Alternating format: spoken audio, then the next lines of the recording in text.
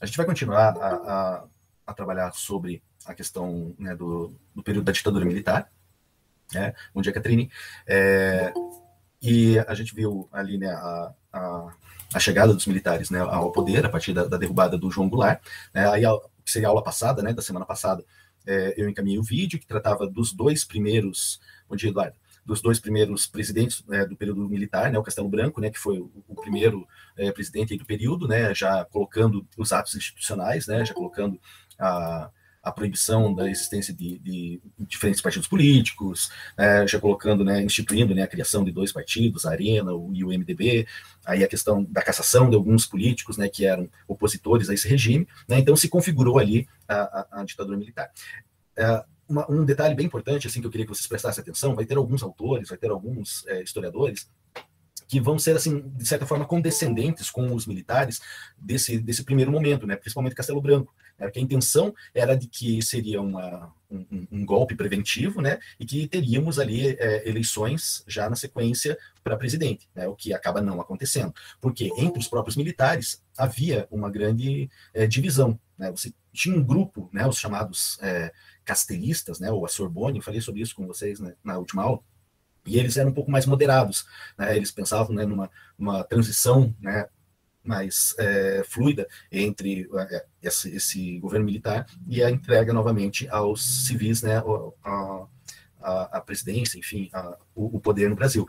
E havia o grupo linha dura, né, havia o grupo mais radical que falava que não, que eles iriam governar e com força total. O Castelo Branco, né, que lidera esse grupo mais ameno, né, mais tranquilo aí dos militares, ele sai do poder, né, e aí assume o Costa e Silva. O Costa e Silva era a linha dura, né, e ele não retoma, né, pelo contrário, vai tornar ainda mais forte a repressão a partir de 68. Então, o ano de 1968 é um ano muito importante, né, porque acontece uma série de revoltas, de passeatas, de movimentações de caráter social no mundo inteiro, né, o famoso maio de 68, vocês já devem ter ouvido falar, né, e no Brasil não foi diferente, no Brasil começa antes ainda, né, e cada lugar vai ter a sua temática, né, de reivindicação. Então, por exemplo, na Europa, Inglaterra, França, vai haver uma onda, assim, contra o moralismo, né, contra a hipocrisia, né, é nesse contexto aí que você vai ter nos Estados Unidos o Woodstock depois, né, o movimento hippie,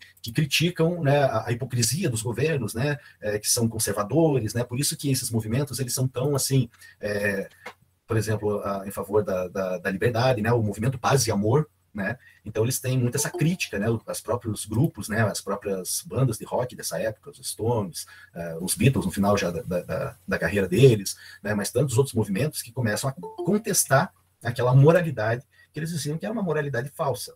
No caso dos países, por exemplo, da América Latina, como o Brasil, por exemplo, essa contestação é contra os regimes ditatoriais que se estabeleceram, né? Tem o caso aqui do Brasil, na Argentina, no Uruguai, né? Você vai ter esses partidos, né? Esses governos, né, ditatoriais, né? Cerceando as liberdades, né? E com uma resposta a essa intensificação, né, de passeatas e de movimento, principalmente estudantil, você vai ter o decreto do AI-5, tá? Em 68, final de 68 para 69, né? Então, o AI-5, né, que é ele que caracteriza, né, o Estado, né, de ser uma ditadura mesmo, né, e uma ditadura repressora. Tá? Então, por isso que eu falei no começo que alguns historiadores colocam que a ditadura começou de verdade a partir de 68, né, a partir do decreto do AI-5. Tá? Que, como vocês viram, como vocês sabem, está cheio aí de informações sobre o AI-5, né? É um dos atos institucionais, assim, dos mais repressores, né, que nós já tivemos em qualquer legislação brasileira, tá? Compatível com a era ditatorial de Vargas, tá? Que prevê total cerceamento das liberdades individuais, o fim do habeas corpus, por exemplo, né? Você pode ser preso, né? O que a lei diz hoje, né? As leis atuais, né? Todo mundo é inocente, até que se prove em contrário, né? Você não pode ser julgado pela tua aparência, pela tua família, pela tua profissão, seja por qualquer coisa, você seja já previamente julgado como culpado e seja preso, né? Então, a lei do habeas corpus, ela dá garantia, né, para que pessoas inocentes não sejam punidas, não sejam julgadas antecipadamente, né? Então, isso cai, né, durante a validação, né, do AI-5, né, então começa a haver assim, uma série de prisões, né, prisões arbitrárias, né, então a polícia do exército, a polícia que se torna uma polícia política, né, começa a sua perseguição aos opositores do regime, né? E se já estava havendo uma série de exilados, uma série de presos, assim, meio que na surdina, agora se tornou algo generalizado, tá? E com o Costa e Silva. Por questões de saúde, ele teve lá, se não me engano, teve um derrame, alguma coisa assim. Ele teve que sair meio que abruptamente do governo, o Costa e Silva, né? E aí o vice era um civil, né? Aí os militares falaram, opa, não, vamos fazer de outro jeito, né? A gente vai... eu tô olhando aqui a projeção do meu lado, achando que eu estava mostrando para vocês, não tinha compartilhado ainda. Vamos lá. Então, deixa eu voltar aqui. Então, uma junta militar assume o poder e indica quem vai ser o candidato, né, à eleição. Então, quem vai eleger esse candidato é o Congresso. Né? Então, lembre-se que todo o período ditatorial do Brasil, né, da ditadura militar, ele vai ser maquiado de uma democracia. Tá? Então, vão ter ações, né, por exemplo, tinha oposição no Brasil, era uma oposição consentida. Se você fosse uma oposição declarada, né, uma oposição ferrenha, o cara desaparecia, né? Era preso, qualquer coisa assim. Então era uma oposição consentida. Mas tinha eleição no período da ditadura. Sim, mas se a eleição não fosse de acordo com aquilo que os militares queriam, aquilo era anulado. Então a mesma coisa. Pela lógica, quem deveria assumir, pela Constituição brasileira, quem deveria assumir era o vice-presidente. Mas como o vice-presidente era civil, eles, não senhor, a gente vai escolher outra pessoa para que vocês escolham, tá? E aí foi eleito, né, o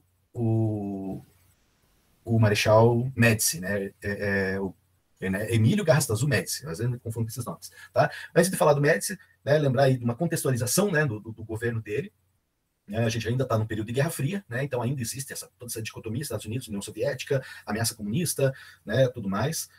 Nós vamos ter aí nesse contexto desse período de governo, né, a crise do petróleo, talvez seja o fato mais significativo aí do período, 1973, então, tem a primeira crise do petróleo, porque até então, só para vocês terem uma ideia, o barril do petróleo custava $3.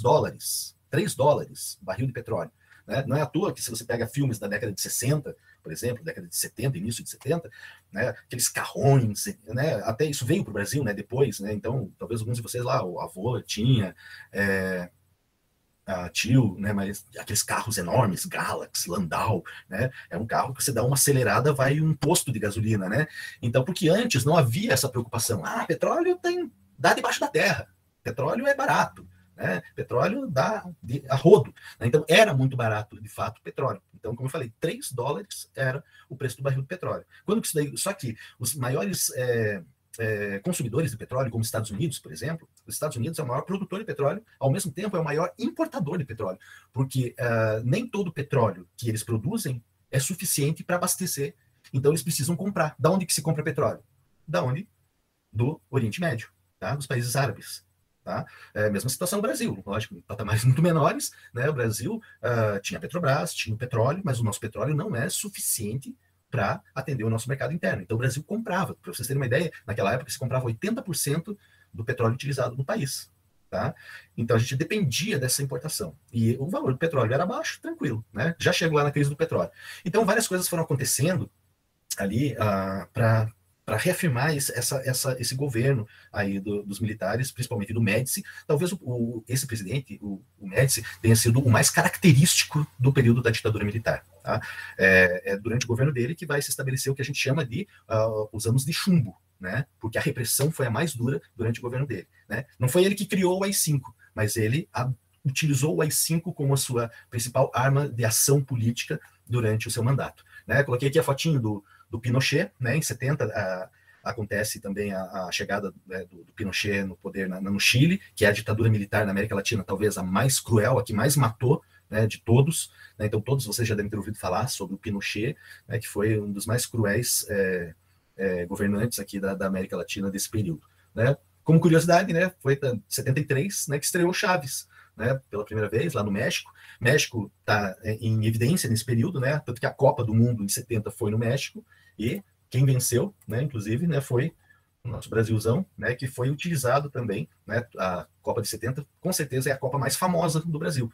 Né? Qualquer pessoa que odeie futebol sabe que o Brasil foi campeão na Copa de 70. Né? Por que isso? Porque a Copa de 70 ela foi manipulada para ser uma propaganda do governo. Né? Então, o governo do Médici utilizou amplamente o futebol, né? e ter vencido a Copa. Né? Houve até a manifestação ali de articulação, de troca de técnico, porque o técnico da seleção brasileira era uma pessoa simpática ao comunismo. Né?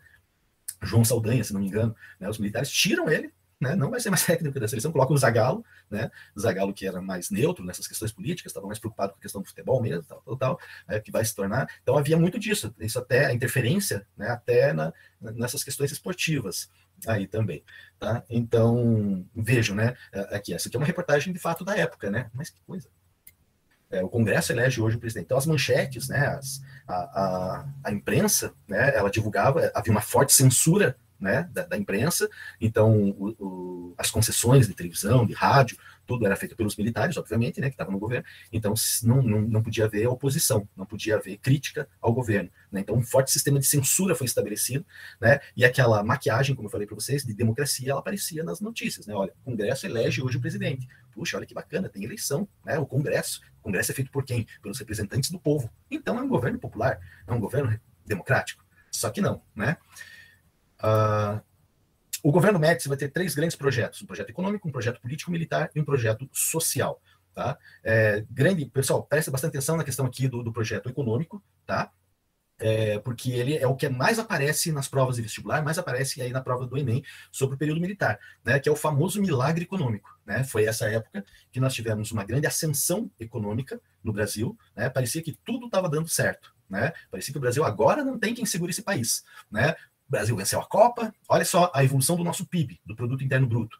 Em 69, nosso PIB era de 9,5%, 70 foi para 10,4%, 71, 11%, 12%, e 1973, 14%. Né? Dá uma investigada quanto que é o nosso índice de crescimento do PIB hoje, tá? Só para vocês terem uma ideia o quanto isso aqui é um grande salto. Aí você vai me perguntar assim, ué, mas você não está falando que a ditadura foi ruim, não sei o quê, tal. Só que como é que vem esse crescimento? Ele vem a partir da forte entrada de capital. Exatamente, Matheus. Forte entrada de capital estrangeiro, né? Então havia muitas fábricas se estabeleceram aqui, investimento. O Brasil tinha uma inflação alta, né? Então um país que tem, eu sei que alguns de vocês entendem um pouco disso, para aqueles que têm alguma dúvida, o que significa ter inflação alta? Ela atinge todos os níveis, né? Desde o preço dos alimentos, né? Que hoje está um preço, amanhã está mais alto, amanhã mais alto, que é o que a gente está vivendo hoje, né? Como também isso implica nos investimentos, né? Então, se você coloca um valor na poupança, por exemplo, que é um tipo de investimento, dentre os vários, né? O mais conservador de todos, né? Se você tem uma inflação alta, aquele investimento que você fez ali na poupança, ele, em poucos dias, ele cresce, né? Você colocou lá R$1.000, em um mês você tem lá 1.100, né? 10%, ó, 1.150 se for de 15%, né? A inflação. Então, o que acontece? Aquele pessoal que está fora do Brasil, né? Olha que aqui tem uma inflação alta, né? Não é tão simples assim como eu estou falando, tá? Mas só para vocês terem uma ilustração. Eu sou lá dos Estados Unidos, eu tenho dinheiro sobrando, vou investir aonde? Em qual país? Vou investir na França? Não, mas na França a inflação é de 1%. Né? Se eu colocar R$1.000 lá, vai dar 1.001 daqui a um mês. Onde que eu posso colocar? Opa, aqui ó, no Brasil, 15%, 20%. Né? E aí as pessoas colocam dinheiro aqui. Qual é o problema? Entra o capital estrangeiro, porém, ele sai facilmente, ele sai a hora que eles quiserem. Né? E aí é como se você estivesse contando com o dinheiro que você tem ali na tua conta, ali no teu porquinho, né? E de repente chega alguém e fala, opa, tô precisando desse dinheiro aqui, falou, até mais, tchau, e leva embora. Tá? Então é um investimento de risco, né? Entrada de capital estrangeiro. O capital que tinha aqui no Brasil não era do Brasil, tá? E como o Matheus colocou ali no chat, né? Muito empréstimo, né? Empréstimo da onde? Existe o Fundo Monetário Internacional, o FMI, né? Que é um órgão econômico da ONU, né, que tinha por responsabilidade, na verdade é um braço principalmente dos Estados Unidos, que garantia empréstimos, né, a juros altíssimos, né, e o Brasil começa a fazer empréstimos, né, para quê? Qual é a justificativa? Precisamos investir em obras de infraestrutura. O Brasil precisa crescer em infraestrutura. Lembra que isso já era um discurso lá do período populista, né? Então, se sabia que obras públicas se davam, era uma boa justificativa para atrair dinheiro. Né? E aí foram construídas grandes obras, as chamadas obras faraônicas, né? Que eram gigantescas, né? Muitas sem necessidade, né? Transamazônica. A piada da época era assim, que a Transamazônica era uma rodovia que ligava o nada a lugar nenhum. Né? Não tinha um propósito, mas era uma obra. Atraía dinheiro, atraía investimento, né? Empréstimos, né? E esses empréstimos iam, né? Para abastecer, sabe Deus quem. Né? Da mesma forma, foi construído Itaipu, né? Em parceria com o Paraguai, né? Por isso binacional, mas a maior parte dela é brasileira. Né? Também é uma obra gigantesca para a época, ainda hoje é grande, né? Hoje não é mais a maior hidrelétrica do mundo, né? Se não me engano é uma chinesa, mas já foi por muito tempo, e era assim, aquele passo maior que a perna. Tanto que, aos poucos que foram sendo concluídas etapas, né, da Itaipu, a Ponte Rio-Niterói, né, então isso tudo era para mostrar que está sendo feito, está sendo construído, isso justifica os empréstimos, né, o PIB, consequentemente, com a entrada desse capital, ele vai aumentando, né, então, opa, estamos bem, né, só que daí, e o povo, né, aí, opa, peraí, isso é papo de comunista, né, muito desse crescimento se deve ao quê? Achatamento salarial, né, a inflação estava correndo, né, estava correndo, existindo, por mais que ela diminuiu aqui, de 69 para 73, ela diminuiu quase 5%. Tá? Só que o salário dos trabalhadores não acompanhavam essa inflação, por menor que ela fosse. Né? Então havia um achatamento salarial. Ganhava quem? Ganhava o patrão, ganhava o empregador.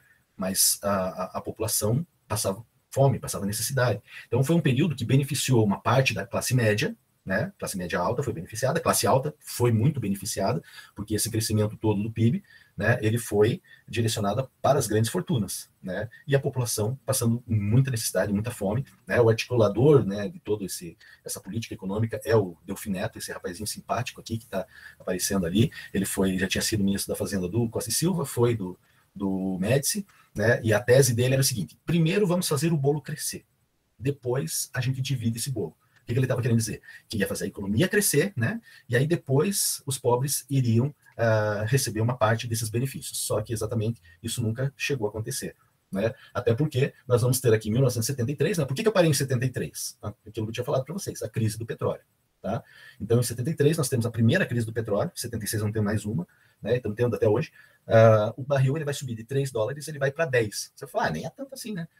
Mas isso em termos mundiais, né, isso foi um abalo muito grande, abalou a economia norte-americana. Na verdade, isso daí aconteceu por quê? Porque os países produtores de petróleo, né, principalmente no Oriente Médio, Arábia Saudita, Kuwait, Iraque, né, os grandes produtores de petróleo, eles começam a exigir maior participação, né, um aumento nos lucros, que eles começam a perceber o poder que eles tinham nas mãos. Né? O mundo gira em torno do nosso petróleo, e a gente está vendendo petróleo a preço de banana. Né? Então, eles se reúnem na Organização dos Países Exportadores de Petróleo, a OPEP, né? E eles decidem que agora eles vão determinar o valor, né, do mínimo do preço do barril para o mundo todo. Né? E eles tinham poder para isso, porque se eles falassem, não, então nós não vamos vender mais petróleo para ninguém, cruzassem os braços, o mundo inteiro parava. Né? Então, os Estados Unidos sofrem esse baque, a Europa sofre esse baque, quem dirá, né, os países satélites, né, como é o caso do Brasil. Para encerrar aqui, a gente tem que levar em consideração que é um período de grande repressão, né? Se há repressão, há uma oposição, né? Uma força, né, contrária, né? Se formam grupos de luta armada, né, contrários ao regime militar, né, tanto nas áreas rurais quanto nas áreas urbanas. Você já deve ter ouvido falar dos grupos terroristas, né, que faziam atentados contra embaixada, contra banco, né, que era uma forma de atacar, né, o governo, atacar o capitalismo. Né.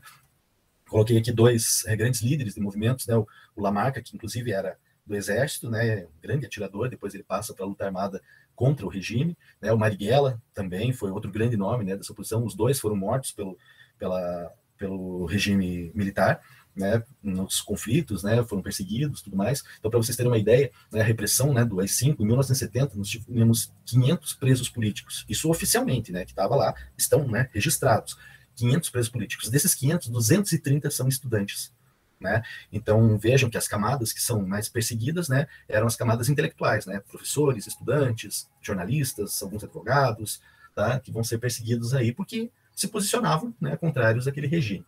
Né, uma forte oposição a essa luta armada vai ser feita a Operação Bandeirante, e aí, a partir dessa operação, né, vão surgir aqui essas siglas tão famosas aí do regime militar, né, que é o SNI, o Serviço Nacional de Informação. Esse já tinha surgido em 64, né, mas é fortalecido agora no governo do Médici.